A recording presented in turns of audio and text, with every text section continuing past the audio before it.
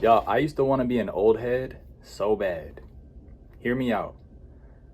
I didn't get on social media until well after my teen years. I was 20, I want to say 24, maybe 25, when I started getting on social media and started getting into content. Because for the longest time, y'all, I was like, I'm not gonna post on social media. I remember having an Instagram and like I posted like nature pictures. Like I never really posted myself.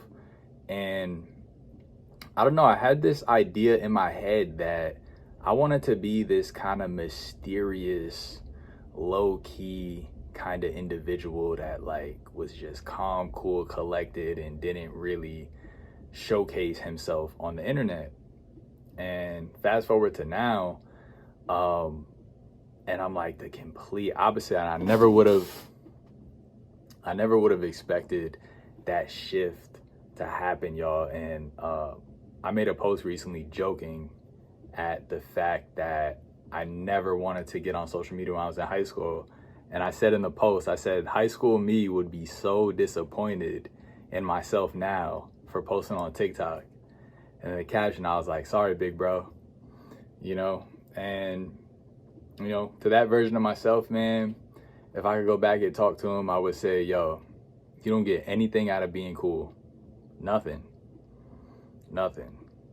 You might get unrealistic expectations of you. You might get unrealistic views of you by strangers. You know, they might think you're this, they might think you're that. And people are gonna have those type of things regardless of if you post yourself or not, you know. I remember when I first started posting and somebody told me, they were like, Amir, you're just such a natural on camera. And I remember thinking like, I sure don't feel like a natural, you know, because it was work for me. And even to this day, it's still work for me, you know, at times. Sometimes I feel more comfortable than others. And that has taken practice, you know, it's definitely taken practice to get to the point where I even feel comfortable on camera. But yeah, I say that to say, I recently discovered a new outlook on posting content and creating content. And that outlook is that content and videos are no different than FaceTiming your friend, you know? Turn this background down a little bit. You know, we've all gotten on the phone and talked to a friend for 5, 10, 15, 20 minutes, sometimes 30 minutes. Some of us go longer. I'm a yapper, you know. I have hour, 2, 3 hour long conversations with friends sometimes, or my girlfriend. And like that same type of like energy, that same like being on, you know, quote unquote on, and being engaging and listening and being, what's the word? You know, active listening, responding, asking questions, engaging, sharing your own experiences, that same type of energy, that same frequency, that is the exact same frequency that you can be bringing to content. And that I have been realizing that that's the same frequency that I want to bring to my videos, you know? And so there's no reason why I could do one and not the other, because it's literally the same type of energy, if that makes sense. And ever since I kind of like started internalizing that, making videos has become just insanely easier than they've ever been. Especially on TikTok. I started posting on TikTok a lot more, which again, I never would have expected I would have started posting on TikTok. And even when I got on social media, I was doing YouTube, I was doing Instagram. Those were my main two. Then I added Facebook and TikTok, and Facebook and TikTok were always just kind of like my last kind of like platforms. And then my Facebook started picking up, and TikTok was like, you know, I rarely post on TikTok, but I found a new like joy for posting on TikTok. It's different from the rest of the platforms for me, and like not only in the content that when you're swiping you see, there's, you know, of course there's like, you know, TikTok has its own like ecosystem aside from Instagram and YouTube. It has its own trends and own, you know, different things that go viral. One thing I remember seeing a handful of times on TikTok were these pages who never used these creators who had pages who never used hashtags. And I'm just like, what's that about? You know, what's that about? And they would get a lot of views and a lot of follows, and they just be sharing their takes. And seeing that, I'm like, if they can do that, then I can do that. You know what I'm saying? Like, if they can have enough aura that they don't need to post that, like, that's hella aura to me.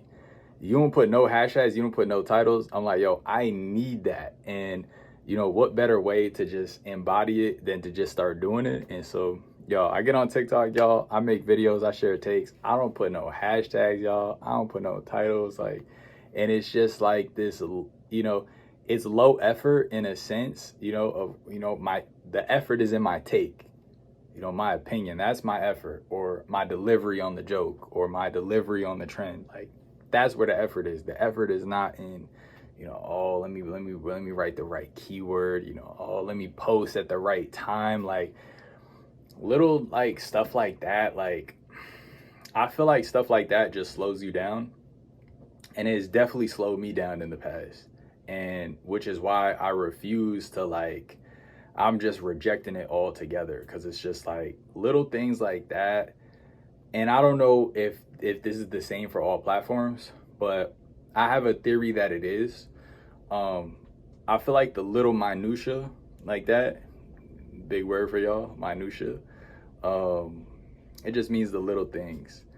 I feel like those things kind of have slowed me down a lot in the past. And if I could avoid that step, and if I could not be slowed down by, you know, little things that are insignificant, then I'm going to be able to provide more value more effortlessly to you guys, to my audience. And, you know, my audience is here, my audience is on Instagram, my audience is on TikTok, my audience is on Facebook. And so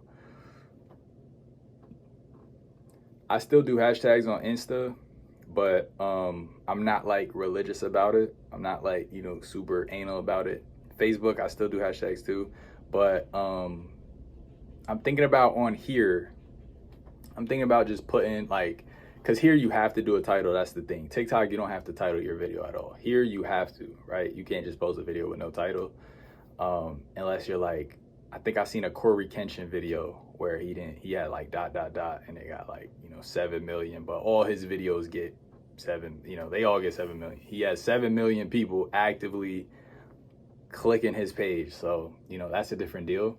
But I'm in a space where I'm, you know, I'm not gonna let little things like that kind of like stop me, in the same sense that if I were to get on a phone call with a friend, I wouldn't, you know, I wouldn't be like, oh, like, let me, like, you know, let me get ready, like, or let me let me make sure the conversation is good. Like, I wouldn't be micromanaging the conversation the same way. I don't need to kind of like strictly, you know, or I don't want to have to kind of strictly like micromanage my content here. You know, I want to kind of just make it a little more effortless, make it a little more free. And hopefully that translates on camera and you guys can appreciate that. I think YouTube is, at least my channel is going in a direction of just more authenticity and more kind of like raw, just letting you guys in on my experiences and things like that. So that's the video for today. Hopefully that helps you guys. Those of you that are new creators, you know, hopefully this helps you guys with your channels and things of that nature. And yeah, that's how we're gonna be moving forward with it. See how it goes. I'll see you on the next video. Bye.